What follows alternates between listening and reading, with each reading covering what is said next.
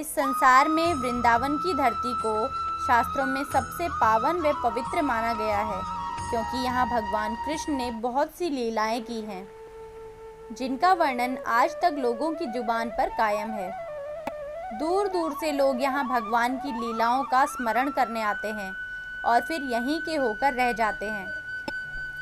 कहते हैं, जो कोई भक्त एक बार इस पावन धाम में आ जाए, वो कभी भी वापस नहीं लौटता, यहीं पर अपना सारा जीवन गुजार देता है।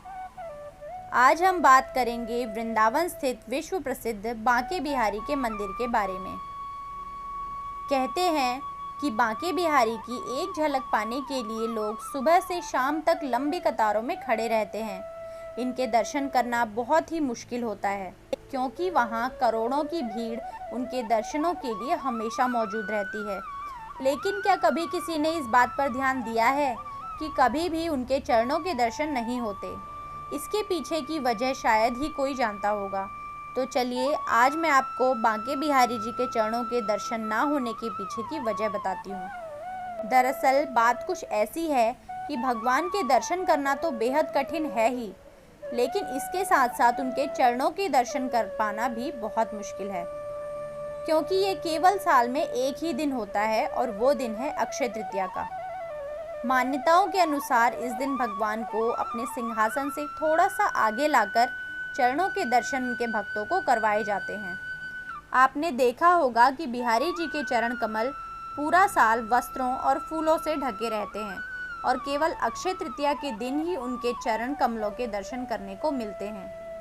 कहते हैं कि जो लोग इस विशेष दिन पर बांके बिहारी के मंदिर में होते हैं, वे बहुत ही सौभाग्यशाली माने जाते हैं।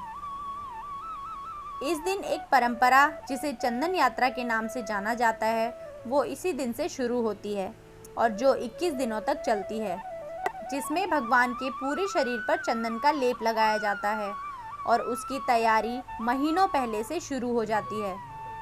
चंदन के लेप में कपूर, केसर, गुलाब जल और इत्र मिलाकर भगवान को लगाया जाता है।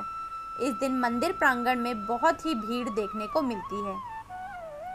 चरण दर्शन को लेकर शास्त्रों में एक कथा प्रचलित है, जिसके अनुसार एक बार मंदिर में भगवान के चरण दर्शन करते हुए एक संत बड़े भाव से भजन गा रहे थे कि बिहारी जी के चरण कमल में नयन हमारे अटके। आसपास के लोग उनके इस भजन को सुनकर प्रसन्न हो रहे थे। उन्हीं में से एक भक्त, जिसे वो भजन बहुत अच्छा लगा, तो उसने वही भजन गाना शुरू कर दिया। लेकिन वो इस भजन के बोल भूल गया और उसे जिस तरह से याद आया, उसने प्रेम भाव से वही गाना शुरू कर दिया और वो गा रहा था कि बिहारी जी के नयन कमल में चरण हमारे अटके।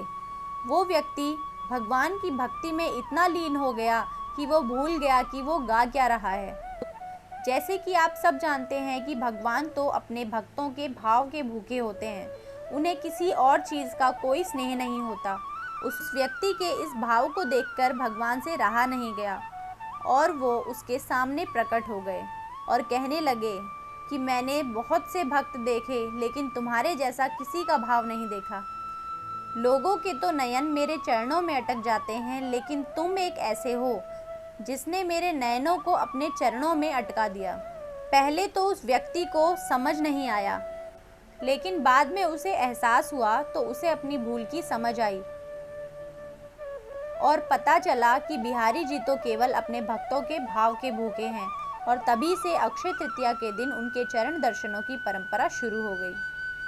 आपको ये वीडियो कैसा लगा, प्लीज़ मुझे कमेंट करके बताएं।